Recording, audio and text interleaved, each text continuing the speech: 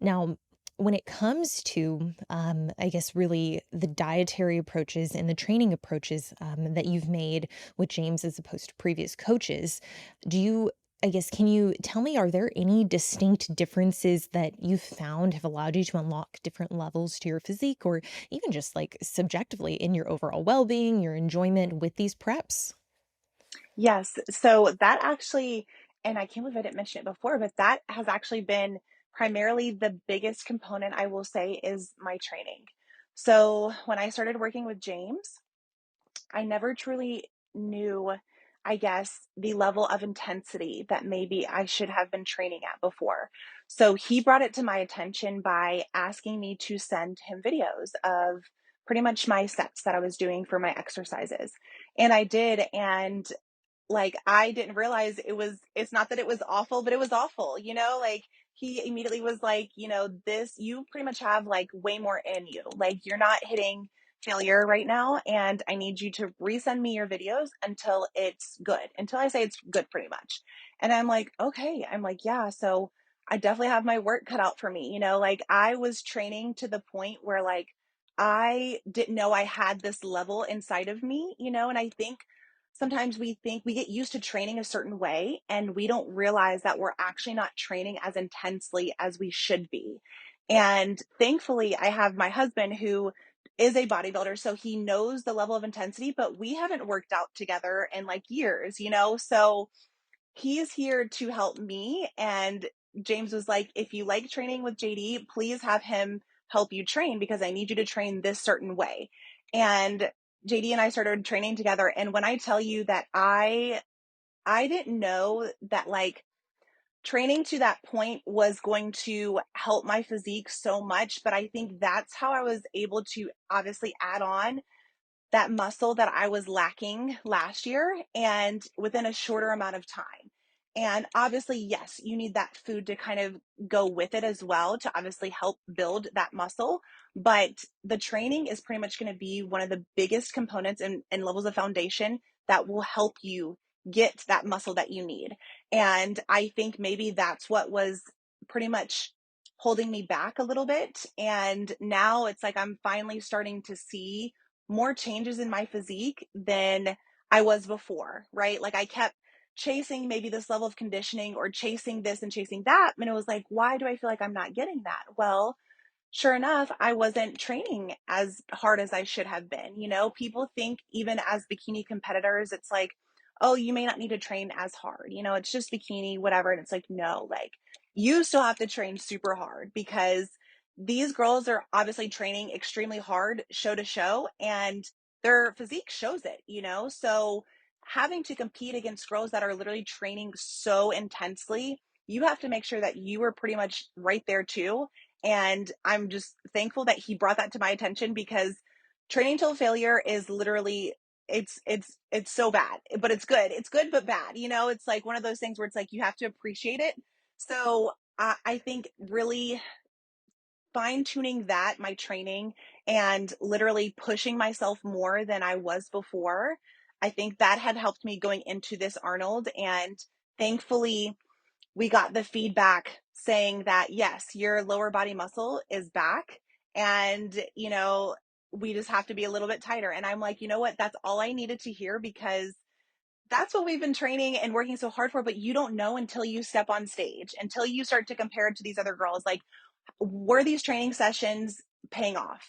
I don't know until I get that feedback, until I look up or get on stage and I'm compared against these girls. Like I am not going to know. So the whole time it's like you're training so much harder, you're literally dying and you're just like, is this paying off? I don't know.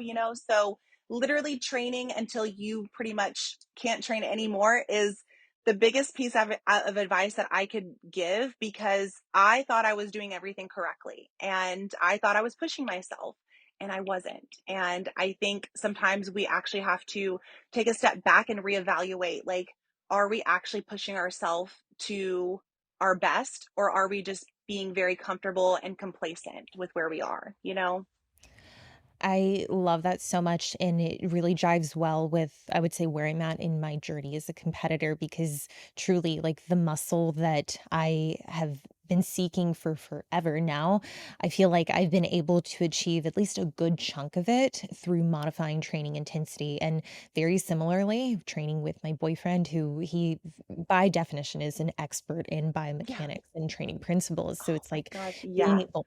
being able to have someone tell me, be like, hey, like, here is the level of intensity you're going to. And it's always, I appreciate it because it's always so constructive, but also like highlighting, like, hey, like, if we can push this a little bit more so that these rest days are required, like they're necessitated, that's a really good threshold to evaluate whether or not we're hitting like right on the cusp of training intensely enough. And I always say it, I had Stephanie Roth on. She's a figure pro, and she was like, I was talking about my glute development. She's like, I really need glute development. And I'm like, dude, like you have so many muscles that you have to build. If I had to build those muscles, I wouldn't have been able to build just specifically glutes. Like glutes and delts, like those are the two primary ones. And yes, like a little bit of detail in the lower body if you generally just don't have that development, or in the lats, sure. But it's like we have more specificity with the physiques. And you know what? That actually, I want to go back to the structure thing because I know we had talked about just with height, that being an asset, and some considering that more of an asset or a detriment. And that's really where like one of the one of the things that came to mind when you were talking about that was like it's the same thing with tie-in length in the back pose. You have individuals with very short, very just like very small, compact, compressed tie-ins. And it's like, okay, this can very well be an asset in their front pose. It can create a lot of curvature, but depending on how the muscle is built around that, it can actually hinder the physique if overdeveloped or if not developed enough, and vice versa. With longer tie-ins, this can be something that really fills out a physique in the back pose, and it creates aesthetically like just a lot of visual that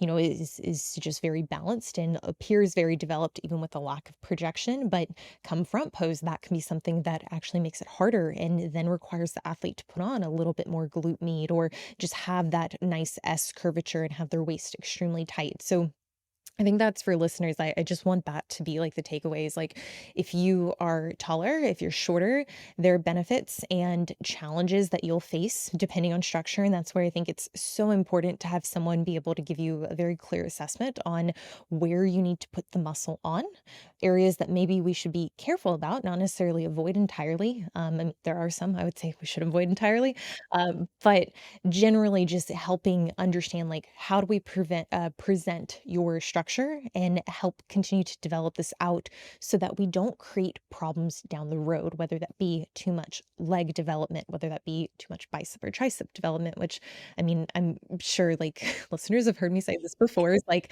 when I program for individuals who want to emulate like a bikini look, I'm like, I'm not putting in biceps or triceps unless that individual is very much deficient. But it's like that in itself is going to create a need for potentially even more delts. Or for someone who's a little more compact, that might mean that now we have just like this overfilling of the physique in the upper body, or the appearance of being very upper body dominant. So kind of circling back, even though I just segued that, circling back to the training and the performance, I think that's incredible. And that's so, um, it's just so humble of you because you are very like you have a beautiful physique. You're very developed, you're very good at what you do, but to be able to keep an open mind and be like, okay, here is something that I'm doing well enough, but I know I can do better, and being open to that feedback from people you trust, James and your boyfriend, and having them involved in a way that allows you to continue to progress. I just think that's so important. And I know a lot of individuals will worry about muscle loss as they're going through these longer diets. And it's like, I say this all the time, like the best anti-catabolic, the thing that's going to help you prevent muscle loss is maintaining adequate intensity in your training. And it's oftentimes the first thing people will, pass off and be like, okay, well, I'm tired, I'm hungry, I don't have the fuels. So like, I'm just going to half-ass it. And it's like, no, that's the thing we have to protect, because regardless of where you are, if you want to keep that muscle in this state where you're very prone to lose it, that's the thing that's going to safeguard you. Yep. No, you're exactly right. And honestly, it's like, even though, you may be in like an off season, or, you know, an off time after a prep or after a show, and you feel your intensity is just through the roof. It's just amazing. You're like, I can just train so hard. It's like when you're in prep, this is the time where it's probably going to hurt the most. It's going to end up hurting you physically and probably mentally a little bit too. Like you are going to face probably more tired days and low energy days than ever before. But if you allow yourself to slack, which I've learned at this point, but if you allow yourself to slack on these days, then it's going to more than likely you're going to think about it at the end, right? You're going to think about the fact of, well, those days probably should have mattered to me a little bit more because I know that maybe I could have either done a little bit better or maybe my glutes could have looked a little bit better if I didn't say, I don't have the intensity for today's session just because I'm low on energy or low on food, right? Like you don't want to go through the rest of the year or the rest of your prep saying like, what if I did that? What if I didn't, like half-ass it in the gym, like when I knew I should have, like those points will matter and you will thank yourself later once you get through it because when you're able to push through situations and days like that make it so mentally challenging, think about what you can accomplish further from here at this point. Like if you're able to push through these days, like personally feel that if you can overcome these points in prep or even in your off season, then you can prepare yourself for a lot of things outside of bodybuilding and outside of prep. Like it will overall make you a more productive human. And I feel that is the most beneficial thing that you can take away from this, and it will exude into the rest of your life. And whether it's business oriented, whether it's relationship oriented, like there are so many things within that will just amplify your life, and I think sometimes it's not just about the training, right?